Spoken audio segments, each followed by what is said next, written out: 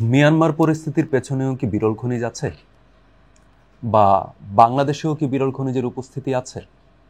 আসলে হিসাবগুলো কিরকম? মিয়ানমারের যে চলমান গৃহযুদ্ধ দীর্ঘদিন ধরে যেটি চলছে, সেটার সাথে আসলে এই খনিজ উপাদান বা প্রাকৃতিক সম্পদের সংযুক্তি আসলে কত মাত্রায় আছে, এই বিষয়গুলো নিয়ে এই পর্বে আমরা আলোচনা করব। এর আগে বিরল খনিজের গুরুত্ব, এই ধরনের নানা প্রসঙ্গ নিয়ে এবং এটার মজুত ইত্যাদি নিয়ে আমরা আলোচনা করেছি। দর্শক, ইন্ডিপেন্ডেন্ট ডিজিটালে স্বাগত। মিয়ানমারের প্রসঙ্গ ঘুরে ফিরে বারবার আসছে। সারা বিরল খনিজের নিয়ে আমরা এখন পর্যন্ত যে 3টি পর্ব আমরা আলোচনা করেছি, 3টি পর্ব আপনারা হয়তো দেখেছেন। সেই 3টি পর্বে এইটা অন্তত পরিষ্কার যে ভবিষ্যতের পৃথিবীর এই জ্বালানি প্রশ্নে আসলে বিশ্বের নেতৃত্ব নিতে চাওয়া যে গোষ্ঠীগুলো আছে, এর ভিতরে সবার উপরে যুক্তরাষ্ট্র এবং চীন, এবং এর পাশাপাশি অন্যান্য ছোট বা তুলনামূলক কম শক্তির দেশগুলো রয়েছে। এরা মোটামুটি বলা যায় যে একটা অঙ্কের টেবিলে বসে আছে, এক ধরনের কাটা ছেঁড়া চলছে, যে কোন অঞ্চলকে নিজের সাথে টানলে তার মজুতের পরিমাণ বেড়ে যায় বা উৎপাদনের পরিমাণ বেড়ে যায়, বা কোন অঞ্চলকে টানার জন্য কার সাথে দ্বন্দ্ব করা প্রয়োজন, কোথায় সামরিক অভিযান চালানো দরকার, বা একটি নির্দিষ্ট অঞ্চলকে আসলে নিজেরা ভাগ বাটোয়ারা করে নেওয়ার আসলে হিসাবটা কেমন হতে পারে। আপনারা জানেন যে দ্বিতীয় বিশ্বযুদ্ধের পর যখন হচ্ছে সাম্রাজ্যবাদী গোষ্ঠীগুলো বা ঔপনিবেশিক শক্তিগুলো অর্থনৈতিকভাবে দুর্বল হয়ে গেল, তখন তাদের বিভিন্ন উপনিবেশগুলো ছেড়ে দিতে থাকলো। আফ্রিকার মানচিত্রের দিকে তাকালে আপনারা খুব মজার একটি বিষয় দেখবেন। আফ্রিকার মানচিত্র মধ্যে আপনারা দেখবেন প্রায় জ্যামিতিক এক ধরনের বিষয় আছে, স্ট্রেট লাইনের পরিমাণ অনেক বেশি, কারণ সেটি আসলে ব্রিটিশ এবং পশ্চিমা যেই ঔপনিবেশিক শক্তিগুলো, তারা আসলে আলোচনার টেবিলে বসে দাগ টেনে নির্ধারণ করেছিলেন। তো সেই ধরনের একটা পরিস্থিতির মুখে কি আবারও পৃথিবী কিনা সেটা আমরা এখনো জানি না, তবে একটা সংঘাত আমরা দেখতে পাচ্ছি। আপনারা ইউক্রেনের প্রসঙ্গে আমরা আলোচনা করেছি যে ইউক্রেনে 2022 সালে রাশিয়া অভিযান চালালো, তারপর ইউক্রেনের বিভিন্ন অঞ্চলে তার নিয়ন্ত্রণ প্রতিষ্ঠা করলো, এবং নিয়ন্ত্রণ প্রতিষ্ঠার পরে এখন আমরা দেখতে পাচ্ছি যে সেই সব অঞ্চলেই রুশ নিয়ন্ত্রণে রয়েছে, যেসব অঞ্চলে আসলে বিরল খনিজের মজুত আছে বলে ধারণা করা হয়। অর্থাৎ নিয়ন্ত্রণটি খুব জেনে বুঝে নেওয়া হয়েছে। আবার একইভাবে রাশিয়া 2024-এর আগে আমরা জানতাম রাশিয়াতে বিরল খনিজের মজুদ 1 কোটি মেট্রিক টনের বেশিও হতে পারে। 2024-এ শেষে এটাকে রিভাইজ করে সরকারিভাবে জানালো যে না, তার মজুদ আসলে 1 কোটি মেট্রিক টন নয়, তার মজুদ আসলে হচ্ছে 38 লাখ মেট্রিক টন। একইভাবে যদি আমরা ভিয়েতনামের দিকে তাকাই, ভিয়েতনামে আমরা দেখব যে তার ঘোষিত মজুদ আছে হচ্ছে 35 লাখ মেট্রিক টন। কিন্তু মাঝখানে 2022 সালের দিকে ভিয়েতনামের রেয়ার আর্টস যেই সংস্থা, সেই সংস্থার শীর্ষ কর্মকর্তারা বললেন যে সেখানে মজুদের পরিমাণ 2 কোটি 20 লাখ মেট্রিক টন হতে পারে। 2 কোটি 20 লাখ মেট্রিক টন যদি হয়, তাহলে ভিয়েতনামের এই মজুদের তালিকায় শীর্ষ 2-এ চলে যাওয়ার কথা। কিন্তু এর পাশাপাশি তারা যখন একই সময় বলল যে 2030 সাল নাগাদ ভিয়েতনামে বিরল খনিজের উৎপাদন 20 লাখ মেট্রিক টন ছাড়িয়ে যেতে পারে, এই ধরনের আশা প্রকাশ করলো, সাথে সাথে ওই শীর্ষ কর্মকর্তারা চাকরি শুধু হারাননি, তারা গ্রেপ্তারও হয়েছিলেন। অর্থাৎ এই বিরল খনিজের মজুত আসলে কতটুকু, তার উৎপাদন আসলে কি পরিমাণে করা যাচ্ছে বা যাবে, সম্ভাবনা কতটুকু, এই সব কিছু আসলে এক ধরনের খর্বশক্তির দেশগুলো এক্ষেত্রে এক ধরনের লুকোছাপা করার চেষ্টা করে, বা এমনকি রাশিয়ার মতো পরাশক্তি যারা, সেও এক ধরনের লুকোছাপা কিন্তু করছে। রাশিয়ার ক্ষেত্রে যদি এই লুকোছাপার কারণ হিসেবে বলা যায় যে নিজের মজুরটিকে অন্যের কাছে আসলে প্রকাশ্য না করা, বিশেষত তার মূল প্রতিদ্বন্দ্বী হিসেবে একদিকে যুক্তরাষ্ট্র, আরেকদিকে চীনের সাথে তার যে প্রতিযোগিতা, এই দুটিকে মাথায় রেখে যদি এক ধরনের লুকোছাপা হয়। ভিয়েতনামের ক্ষেত্রে এটি কি শুধু ভিয়েতনামের নিজের স্বার্থ বিবেচনায়? তা তো নয়। আমরা জানি ভিয়েতনামে আসলে যুক্তরাষ্ট্রের প্রভাব বলয় খুব প্রচণ্ড রকমের আছে, এবং এটি সেক্ষেত্রে আসলে যুক্তরাষ্ট্রকে এম্পাওয়ার করার জন্যই কিনা, বা যুক্তরাষ্ট্রের তাগিদেই কিনা সে হচ্ছে তার মজুদের পরিমাণ লুকানোর চেষ্টা করছে। হতে পারে যে সত্যি সত্যি তার মজুদের পরিমাণ 2 কোটি 20 লাখ মেট্রিক টন। তো এই ধরনের কিছু বিষয় আমরা দেখি, ইউক্রেনের ক্ষেত্রে দেখেছি, আমরা মিয়ানমারের ক্ষেত্রে দেখেছি যে তার কোনো ধরনের মজুদের ঘোষণাই নেই, কিন্তু সে উৎপাদন করে হচ্ছে 50,000 মেট্রিক টন, যা বিশ্বে দ্বিতীয় শীর্ষ উৎপাদন। এখন এই যে ইউক্রেন, একটি আছে হচ্ছে সরাসরি যুদ্ধের মধ্যে, যেটা এখন আলোচনার টেবিলে রিয়াদে উপস্থিত, আর আরেকটি মিয়ানমার, যেটি আসলে গৃহযুদ্ধে পর্যুদস্ত। তো দুটি জায়গাতেই হচ্ছে বিরল খনিজের মজুত এবং উৎপাদনের তথ্য নিয়ে যেমন এক ধরনের লুকোছাপা আছে, তেমনি দুটি দেশই আসলে যুদ্ধে বিপর্যস্ত। একটি যদি গৃহযুদ্ধে হয়, আরেকটি হচ্ছে সরাসরি রুশ অভিযানের কারণে যুদ্ধ বিধ্বস্ত। এবার আসা যাক হচ্ছে আমরা যদি একটু তাকাই অন্যান্য অঞ্চলের দিকে বা বিশেষত বাংলাদেশের প্রসঙ্গে, একদম শুরুতে বললাম বাংলাদেশে আছে কিনা আমরা জানি না সেভাবে, কেবল 2015 সালে একটি গবেষণাপত্রের কথা আগামী গেল পর্বে আমরা বলেছিলাম, যেখানে হচ্ছে বলা হয়েছে যে বাংলাদেশের সৈকত অঞ্চল এবং তার পার্শ্ববর্তী পাহাড়ি অঞ্চলে বিরল খনিজের উপস্থিতি আছে বলে মোটামুটি এক ধরনের প্রমাণ পাওয়া গেছে, কিন্তু এটা নিয়ে কমপ্লিট কোনো ডেটা আমাদের হাতে নেই। এখন মার্কিন সংবাদ মাধ্যম নিউজ উইকের একটি প্রতিবেদনের দিকে আমরা একটু তাকাবো। সেই প্রতিবেদনে একটি মানচিত্র প্রকাশ করা হয়েছে, যে মানচিত্রে আসলে বিশ্বের বিভিন্ন দেশে বিরল খনিজ কোন অঞ্চলে কেমন আছে সেটা এক ধরনের চিহ্নিত করা আছে। সেখানে চীন এবং ভারত এই দুই অঞ্চলকে গাঢ় খয়েরি রঙে হচ্ছে চিহ্নিত করা হয়েছে। তো গাঢ় খয়েরি রঙে চিহ্নিত করে সেখানে বলা হয়েছে যে বিপুল মজুদ থাকার কারণে হচ্ছে রংটি গাঢ় খয়েরি, তারপর এই রংটি আস্তে আস্তে হালকা হয়ে বাকিটা। এখন খেয়াল করুন, এক পাশে আছে চীন, আরেক পাশে আছে হচ্ছে ভারত। এই চীন এবং ভারতের মাঝামাঝি আছে হচ্ছে বাংলাদেশ, এবং তার পাশে আছে হচ্ছে মিয়ানমার। হুট করে এই গাঢ় খয়েরি রঙের দুই অঞ্চল, চিহ্নিত দুই অঞ্চলের মাঝখানের এই দুটি অংশ হচ্ছে একেবারে বর্ণহীন, একেবারে সাদা। এটা কি করে সম্ভব? প্রশ্নটি আমরা রাখলাম। মানে প্রসঙ্গটি হচ্ছে যে এই যদি হয় ঘটনা যে গ্রিনল্যান্ডে 15 লাখ মেট্রিক টনের রিজার্ভ আছে এবং গ্রিনল্যান্ডের মতো সমরূপ ভূগঠন থাকার কারণে এবং প্রাকৃতিক গঠন একই রকম হওয়ার কারণে নর্ডিক অঞ্চলে যদি বিরল খনিজের উপস্থিতির সম্ভাব্যতা থেকে থাকে এবং তার প্রমাণ যদি আমরা সুইডেনে 10 লাখ মেট্রিক টনের একটি রিজার্ভ খুঁজে পেয়ে সেই প্রমাণ আমরা যদি পেয়ে যাই, তাহলে চীন এবং ভারতের মাঝে মিয়ানমার এবং হচ্ছে বাংলাদেশের উপস্থিতি থাকা সত্ত্বেও এই অঞ্চলে কেন থাকবে না? এই প্রশ্নটি খুবই গুরুতর একটি প্রশ্ন।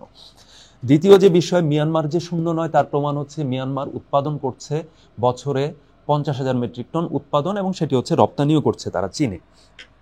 এবার আমরা যদি, এবং এই যে 50,000 মেট্রিক টনের যে রপ্তানি, সেটা আসলে চীনের শুল্ক প্রশাসনের তথ্য মতে 2024 সালে তারা এই রপ্তানিটি করেছিল, যে তথ্যটি আসলে রয়টার্সেও এসেছে, বার্তা সংস্থা রয়টার্স তারা এটা বলেছে। সেইখানে আমাদের একটু বিবেচনায় নিতে হবে মিয়ানমার যুদ্ধবিধ্বস্ত একটি অঞ্চল, এবং সেইখানকার এই ধরনের যত খনি, শুধু বিরল খনিজ নয়, অনেক ধরনের খনিজ উপাদান সেখানে আছে, স্বর্ণের খনি আছে, নানা ধরনের খনি আছে। সেই খনি প্রত্যেকটি কিন্তু এক একটি সশস্ত্র গোষ্ঠী নিয়ন্ত্রণ করে। মিয়ানমারের সশস্ত্র গোষ্ঠী কতটি আছে? 25টির বেশি সশস্ত্র গোষ্ঠী আছে। এক একটি অঞ্চল এক একটি সশস্ত্র গোষ্ঠী নিয়ন্ত্রণ করে, এবং সেখানে এই ধরনের নানান তৎপরতা আছে। ভারতের দিকে এবার একটু তাকে, মিয়ানমারের প্রসঙ্গে আমরা আরেকটু বিস্তারিত যাব একটু পরে। আমরা আরেকটি প্রসঙ্গে একটু তাকাই। ভারতের দিকে যদি তাকাই, সেখানে দেখব যে 69 লাখ মেট্রিক টনের একটা রিজার্ভ ভারতে আছে। এখন ভারতের পরমাণু শক্তি কমিশনের যে তথ্য, সেখানে বলা হচ্ছে এই রিজার্ভের একটা বড় অংশ আছে হচ্ছে ভারতের কেরালা, তামিলনাড়ু, ওড়িশা, অন্ধ্রপ্রদেশ, মহারাষ্ট্র ও গুজরাটে। এই জায়গাগুলোর আসলে কোন অঞ্চলে? উপকূলীয় অঞ্চলের বালুতে আছে।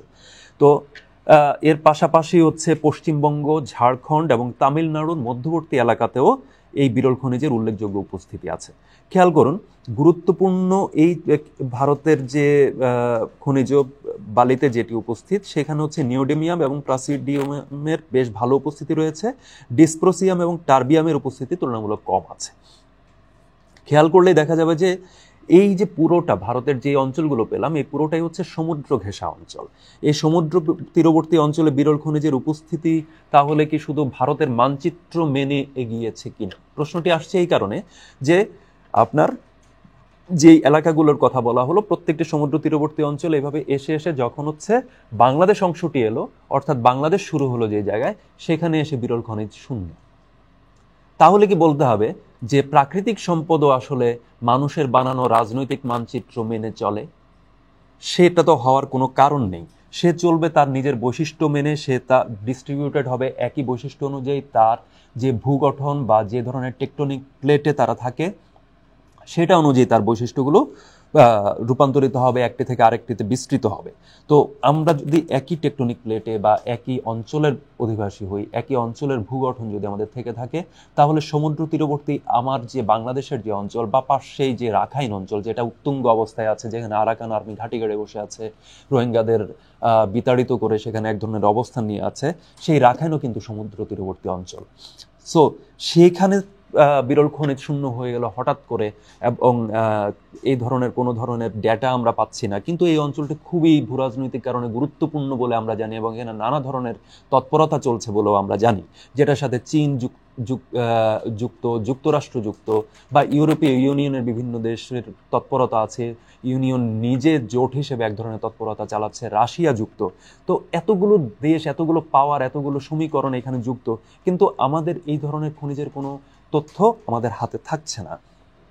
এই বিষয়ে আসলে আমাদের সহায়তা করতে পারেন আমাদের বিজ্ঞানী মহল বা এই ধরনের গবেষণা সংস্থা যেগুলো আছে তারা, বা সরাসরি সরকার এই ধরনের উদ্যোগ নিতে পারেন। তারা আশা করি আমাদেরকে কোনো না কোনো দিন আগামীতে জানাবেন যে আসলে আমাদের অবস্থানটি কোথায়। এবার আসা যাক মিয়ানমারের বর্তমান পরিস্থিতিতে আমরা একটু ঢুকে পড়ার চেষ্টা করব।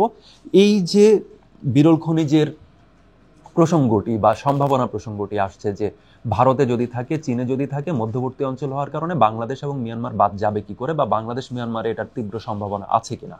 আমরা কি সম্ভাবনা শব্দটিকে একটু পাল্টে দিয়ে শঙ্কা বলবো কিনা? শঙ্কা শব্দটি মানে সম্ভাবনা, বিরল খনিজের উপস্থিতির এই সম্ভাবনা শঙ্কায় রূপান্তরের প্রশ্নটি আসছে আসলে মিয়ানমার পরিস্থিতির কারণে। কারণ মিয়ানমারের পরিস্থিতি আমাদের বলছে মিয়ানমারের এক একটি খনি ঘিরে আছে এক একটি সশস্ত্র গোষ্ঠী। সেই সশস্ত্র গোষ্ঠী কিছু আবার হচ্ছে যদি জান্তা সরকারের ছাতার নিচে থাকে, তাহলে আবার কিছু তার বিদ্রোহী গোষ্ঠী যে ন্যাশনাল ইউনিটি গভর্নমেন্ট বা এনইউজি, সেই এনইউজির ছাতার নিচে আছে। তো খেয়াল করুন যে রয়টার্সের একটি প্রতিবেদনের কথা আমরা একটু আগে বলেছি, মিয়ানমারের বিরল খনিজের উৎপাদন মুখ্যত কোন অঞ্চলে হয়?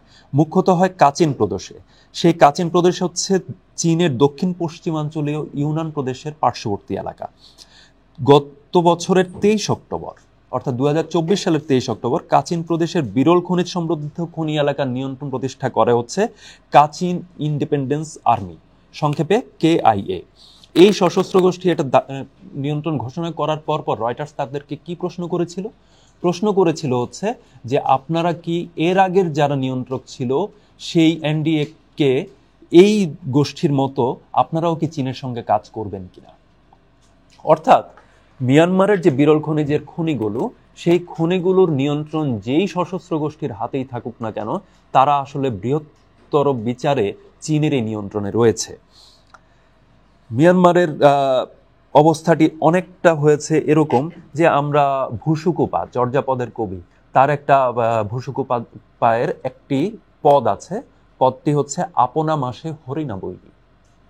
মানে কি?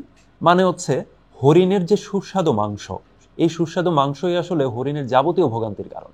হরিণের পেছনে যে শিকারি তীর নিয়ে ছোটে, বা বিভিন্ন অঞ্চলে যে হরিণ শিকার হয়, প্রাচীন বেদে যে আমরা দেখেছি যে প্রাচীন বেদরা হচ্ছে হরিণ শিকার করছেন, সেটা করছেন আসলে তার মাংস খাওয়ার জন্য।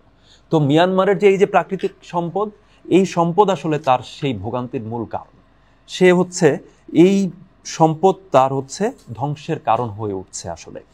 তো তার পেছনে ছুটছে তাবড় যুক্তরাষ্ট্র, চীন সহ সকল শক্তি। কিরকম সেটা আমরা যদি একটু আগাই, মিয়ানমারের সামরিক শাসন বলবৎ হওয়ার পর 1980-র দশকে মার্কিন অর্থনৈতিক নিষেধাজ্ঞা আরোপ করা হয় তার উপরে। তারপর প্রায় 2 দশক একটানা এই নিষেধাজ্ঞা চলে।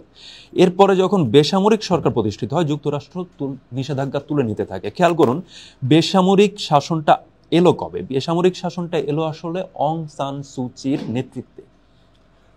তিনি হচ্ছে শান্তিতে নোবেল পাওয়া একজন, যাকে আসলে বলা হয় যে যুক্তরাষ্ট্রের তুরুপের তাস। কোথায়? মিয়ানমারে। শান্তিতে নোবেল নিয়ে আসলে অনেক ধরনের বিতর্ক আছে। বলা হয় যে আমরা এর আগে মিশরে এল বারাদির কথা দেখেছি, তিনিও শান্তিতে নোবেল প্রাপ্ত। যখন সেখানে মিশরে যখন আরব স্প্রিং হলো, মিশরের হোসনি মুবারককে ফেলে দেওয়া হলো, তখন এল বারাদিকে হচ্ছে প্রপোজ করা হলো যে he will lead the country. কোত্থেকে এলেন? তিনি কোথাও ছিলেন না, কোনো রাজনীতিতে ছিলেন না, কোথাও ছিলেন না। তিনি এলেন, তিনি এসে বসার চেষ্টা করলেন, শেষ পর্যন্ত পারলেন না, মোহাম্মদ মুরসি সেই জায়গাটি দখলে নিলেন। এই যে শান্তিতে নোবেলের যে প্রসঙ্গটি, এটা বারবার বিভিন্নভাবে রাজনৈতিকভাবে ব্যবহার করে পশ্চিমা শক্তিগুলো, এটা আমরা জানি। অং সান সুচির ক্ষেত্রে 2015 সালে যখন নির্বাচিত হয়ে তিনি এলেন, একে একে দেখা গেল তিনি ক্ষমতায় বসতে না পারলেও ডিফ্যাক্টো লিডার হিসেবে থেকে গেলেন। এবং তিনি আসার পরপরই দেখা গেল যে মার্কিনরা আসলে মিয়ানমারের প্রতি মনে হচ্ছে যে না, আসলে মিয়ানমার দেশটি আসলে সুপথে চলা শুরু করেছে, তাদের উপরে অর্থনৈতিক নিষেধাজ্ঞাটি আসলে তুলে নেওয়া দরকার। এবং মিয়ানমার এতটাই গুরুত্বপূর্ণ হয়ে উঠল যে বারাক ওবামার মেয়াদকালে তিনি 2 বার হচ্ছে মিয়ানমার ভিজিট করেছেন, তিনি সফর করেছেন 2 বার। এর পাশাপাশি হচ্ছে দ্বিতীয়বার যখন তিনি এলেন 2021 সালে, দ্বিতীয়বার আসার পর যাবতীয় অর্থনৈতিক নিষেধাজ্ঞা প্রত্যাহার করা হলো, কিছু কিছু নিষেধাজ্ঞা থেকে গেল জান্তা সরকারের বিষয়ে। কিন্তু তারপর যখন হচ্ছে 2020-এর পরে 21-এ যখন হচ্ছে সূচিকে হটিয়ে অভ্যুত্থান ঘটানো হলো, জান্তা সরকার এলো, মার্কিন প্রশাসন সরাসরি বলে দিল যে এই জান্তা সরকার বেআইনি। তারা কাকে সরাসরি সমর্থন জানালো? ওই যে একটু আগে বললাম এনইউজি। এই এনইউজি হচ্ছে ন্যাশনাল ইউনিটি গভর্নমেন্ট, যা হচ্ছে এই বিদ্রোহী জান্তা সরকারের সঙ্গে যারা বিদ্রোহে গেল এবং তারা যখন বললো যে আলাদা একটা গভর্নমেন্ট তারা ফর্ম করেছে, তাদেরকে সমর্থন দিতে বাইডেন প্রশাসন কিন্তু 2022 সালে এসে বার্মা অ্যাক্ট করলেন। খেয়াল করুন, ডোনাল্ড ট্রাম্প যখন 2017 সালে এলেন বারাক ওবামা চলে যাওয়ার পরে, তখনও কিন্তু ডোনাল্ড ট্রাম্প বাকি সব, বারাক ওবামা যদি ডানে যান, ডোনাল্ড ট্রাম্প যান বাম। তিনি হচ্ছেন সে আজম খানের গানের মতো, আলালো দুলাল গানের মতো, আলাল ডানে গেলে দুলাল যেমন বামে যায়, সেরকম হচ্ছে বারাক ওবামা যা করবেন সেটা হচ্ছে আনডান করার কাজটি করেছিলেন আসলে ডোনাল্ড ট্রাম্প। কিন্তু মজার বিষয়, মিয়ানমার ইস্যুতে বারাক ওবামার অবস্থানের সাথে একই অবস্থানে থেকে গেলেন ডোনাল্ড ট্রাম্প। এবং তারপর আমরা দেখলাম বাইডেন প্রশাসন এসে যখন হচ্ছে ডোনাল্ড ট্রাম্পের অনেক কাজকে খারিজ করে নতুন করে নির্বাহী আদেশের মাধ্যমে সেটার এক ধরনের শুশ্রূষা করার চেষ্টা করছে, বাইডেন প্রশাসনও কিন্তু একই রাস্তায় থেকে গেল মিয়ানমার প্রশ্নে। তারা নতুন করে যেটা করলো, বার্মা অ্যাক্ট করলো। এবং বার্মা অ্যাক্টের মূল কথা কি? বার্মা অ্যাক্টের মূল কথা হলো যে সেখানে যে জান্তা সরকার সেটা বেআইনি, সেখানে প্রয়োজনে হচ্ছে সামরিক সহায়তা এবং অর্থনৈতিক সহায়তা, মানবিক সহায়তা, মানবিক সহায়তার নামে এনইউজি-কে যাবতীয় সহায়তা যুক্তরাষ্ট্র দেবে। খেয়াল করুন, এই অংশটি আসলে এটার সাথে স্বাভাবিকভাবে প্রশ্ন এসে যায়, তাহলে কি বিরল খনিজের প্রসঙ্গ বা হচ্ছে সেই মিয়ানমারের চীনের যত ধরনের তৎপরতা আছে সেই তৎপরতার বিপরীতে যুক্তরাষ্ট্রের এই ধরনের মরিয়া চেষ্টা কিনা? আপনারা জানেন চীনের যেই চেষ্টা, চীনের কাছে আসলে মিয়ানমার অনেক কারণে গুরুত্বপূর্ণ। একটি তো বিরল খনিজের কথা আমরা বলছি, বারবার করে বলছি। আরেকটি হচ্ছে বিআরআই, যেটা বেল্ট অ্যান্ড রোড ইনিশিয়েটিভ, সেটার কথা আমরা নয়া বিশ্ব ধারাবাহিকে আমরা বারবার করে বলেছি বেল্ট অ্যান্ড রোড ইনিশিয়েটিভের কথা। সেটার পাশাপাশি পুরনো সিল্ক রোড পুনরুদ্ধার বলি, বা চীনের ইউনান প্রদেশ থেকে ভারত মহাসাগর পর্যন্ত চায়না মিয়ানমার ইকোনমিক করিডোরের প্রসঙ্গ আছে, বা চীন মিয়ানমার তেল গ্যাস পাইপলাইনের কথা আছে, রাখাইনের মধ্য দিয়ে ইকোনমিক করিডোর হওয়ার কথা। সেগুলো বিশেষভাবে কৌশলগত কারণে চীনের কাছে গুরুত্বপূর্ণ। এবং এই গুরুত্বের কারণে হচ্ছে চীন কিন্তু কখনোই মিয়ানমারকে কাছছাড়া করেনি। মিয়ানমারের সামরিক বাহিনীর সাথে তার সম্পর্ক অনেক পুরনো, মিয়ানমার প্রশাসনের, বেসামরিক প্রশাসনের ভেতরে তার অনেক দিনের সম্পর্ক, এবং মিয়ানমারের বিভিন্ন সশস্ত্র গোষ্ঠী যেগুলো আসলে বিভিন্ন অঞ্চলে আসলে প্রভাব বিস্তার করে আছে, সেই অঞ্চলগুলো কাচিন, চীন, শান এবং রাখাইন, এই 4টি অঞ্চলকে বিশেষভাবে ধরা হয় খনিজ সমৃদ্ধ অঞ্চল। এই 4 অঞ্চলে বিদ্যমান যে সশস্ত্র গোষ্ঠীগুলো সক্রিয়, সেই সক্রিয় গোষ্ঠীগুলোর সাথে চীন সরাসরি সম্পর্ক রাখে, এবং সেটা কখনো হচ্ছে মিয়ানমার আর্মির মাধ্যমে রাখে, কখনো তার বিদ্রোহী গোষ্ঠীর মাধ্যমে রাখে, অর্থাৎ ডালেও আছি মূলেও আছি। তো এই যে বিষয়টি আমরা দেখব যে উন্মুক্ত পদ্ধতিতে খনি, আমরা এর আগে বলেছি ওপেন পিট মাইনিং বা উন্মুক্ত পদ্ধতিতে খনি থেকে খনিজ উৎপাদন করার যে প্রক্রিয়া, সেইটার একটা পরিবেশগত বিরূপ প্রভাব পড়ে। এখন চীন আসলে কিভাবে কাজ করে মিয়ানমারে সে কাজ করে হচ্ছে চীন এই পরিবেশগত প্রভাবকে এড়ানোর জন্য নিজ দেশে খনি থেকে বিরল খনিজ উৎপাদন কিছুদিন বন্ধ রেখেছে। সে কই করছে? সে এটা বিস্তার করেছে মিয়ানমারে সে এই কাজটি করে হচ্ছে তার 5টি কোম্পানি দ্বারা। 5টি কোম্পানি সেখানে হচ্ছে পুরোপুরি এই তৎপরতাটি চালায়। এবং আমরা দেখেছি যে কাচিনের একটা ছোট্ট অঞ্চলেই 300টির বেশি বিরল খনিজের খনি আমরা শনাক্ত করতে পেরেছি। সেটা হচ্ছে মার্কিন একটি গবেষণা সংস্থা গ্লোবাল উইটনেস, তারা এই ধরনের একটি স্যাটেলাইট ইমেজিং এর মাধ্যমে এই খনিগুলো শনাক্ত করে। এবং এই 300টির বেশি খনি কিন্তু উপস্থিত 700 থেকে 800 বর্গ কিলোমিটার এলাকার মধ্যে। তো এই হচ্ছে মিয়ানমারের বেসিক গ্রাউন্ড। এবং এখানে আমরা বললাম যে এখানে কাচিন, চীন, শান এবং রাখাইন, এটি হচ্ছে খনিজ সমৃদ্ধ এলাকা। এই জায়গাতেই কিন্তু ওই যে বলেছিলাম 25টির বেশি সশস্ত্র গোষ্ঠী ক্রিয়াশীল, এই 25টি বেশি সশস্ত্র গোষ্ঠী এই অঞ্চলেই কাজ করে। এর মধ্যে কাচিনে প্রভাব বিস্তার করে আছে কে? Arakan army. রাখাইনে কে? Arakan army. এবং এই 4টি অঞ্চলেই আরাকান আর্মি মোটামুটি বিস্তার করেছে এবং এই 4 অঞ্চলে তারা হচ্ছে ওই অঞ্চলে অন্যান্য যে সশস্ত্র গোষ্ঠী তাদের সাথে এক ধরনের জোট করে। অর্থাৎ সারা বিশ্বে যেরকম আঞ্চলিক জোট মহাজোট আমরা দেখি বা দেশের রাজনীতিতে যেরকম জোট মহাজোট দেখি, মিয়ানমারের ভেতরে বিভিন্ন সশস্ত্র গোষ্ঠীর ভেতরে এরকম নানান জোট মহাজোট আছে। তাদের আবার তাদের মহাজোট কি, কোনোটি আছে হচ্ছে সাপোজ 3টি সশস্ত্র গোষ্ঠী বা 5টি সশস্ত্র গোষ্ঠী মিলে একটা জোট করলো যে এই অঞ্চলের খনিগুলো আমরা দেখভাল করব, বা এটা থেকে যেই অর্থাগম ঘটবে সেইটা আসলে আমরা নিজেদের মধ্যে ভাগ বাটোয়ারা করব। এই 5টি বা 3টি বা যে কয়টি হোক না কেন, এই সশস্ত্র গোষ্ঠীগুলো আবার থাকছে হচ্ছে হয় মিয়ানমার জান্তা সরকারের যে ছাতা সেটার নিচে, সেই জান্তা সরকার থাকছে আবার চীনের ছাতার নিচে। তো এই ছাতাটিকেই আসলে সরাতে চাইছে যুক্তরাষ্ট্র, ফলে সে হচ্ছে সেখানে নানাভাবে তৎপরতা চালাচ্ছে। আপনারা জানেন গতকালকে যুক্তরাজ্যের ইন্ডিপেন্ডেন্ট যে পত্রিকা তারা হচ্ছে একটি সংবাদ প্রকাশ করেছে যে রোহিঙ্গা যারা হচ্ছে আশ্রিত অবস্থায় আছে তাদেরকে সামরিক প্রশিক্ষণ দেওয়া হচ্ছে, তারা হচ্ছে যুদ্ধের জন্য প্রস্তুতি নিচ্ছে, তাদের সমরাস্ত্র দেওয়া হচ্ছে। তারা কি করবে, আরাকান আর্মিদেরকে হটিয়ে রাখাইন ল্যান্ডকে তারা উদ্ধার করার চেষ্টা করবে। তো এই যে রাখাইন ল্যান্ড উদ্ধারের চেষ্টা, সেটা স্বাভাবিকভাবেই রাখাইনে আরেকবার হচ্ছে সংঘাতের দিকে নিয়ে যাবে। কথা হচ্ছে রাখাইনের একদম কোল ঘেঁষা অঞ্চল হচ্ছে বাংলাদেশের টেকনাফ কক্সবাজার অঞ্চল বা বাংলাদেশ পুরোটাকেই যদি আমরা বলি, তাহলে বাংলাদেশ আসলে কতটুকু হবে, বাংলাদেশে বিরল খনিজের উপস্থিতি আসলে আছে কি নেই সেটার সাথেও কিন্তু এই প্রশ্নটি জড়িত। তো সেই প্রশ্নের মীমাংসাটি আসলে আমাদের হাতে আপাতত নেই, যেহেতু আমাদের হাতে সেই তথ্যটি নেই, বা সেই তথ্যটি কারো কাছে থাকলেও সেটা আমাদের পর্যন্ত এসে পৌঁছায়নি। তবে আমরা ওই যে প্রশ্নটি শুরুতে করলাম যে চীন এবং ভারতে যদি থেকে থাকে একই ভূগঠনের হওয়ার কারণে বাংলাদেশ এবং মিয়ানমারে থাকাটাই স্বাভাবিক, সেই স্বাভাবিকতা এখানে কি করে বিঘ্নিত হচ্ছে সেটা আমরা জানি না, আমরা নিশ্চয়ই জানবো। তবে বাংলাদেশে এই বিরল খনিজের উপস্থিতি থাকলে বা পেলে সেটা কি বাংলাদেশের জন্য সম্ভাবনা হয়ে উঠবে, নাকি একইভাবে মিয়ানমারের মতো করে সেটা শঙ্কার কারণ হবে বা সংঘাতের কারণ হবে, আমরা জানি না। এই প্রশ্নটি আমাদেরকে চিন্তিত করছে, এইটার উত্তর আমরা খুঁজবো নিশ্চয়ই, সামনের ঘটনা প্রবাহ নিশ্চয়ই আমাদেরকে সেই প্রশ্নের উত্তরের দিকে নিয়ে যাবে।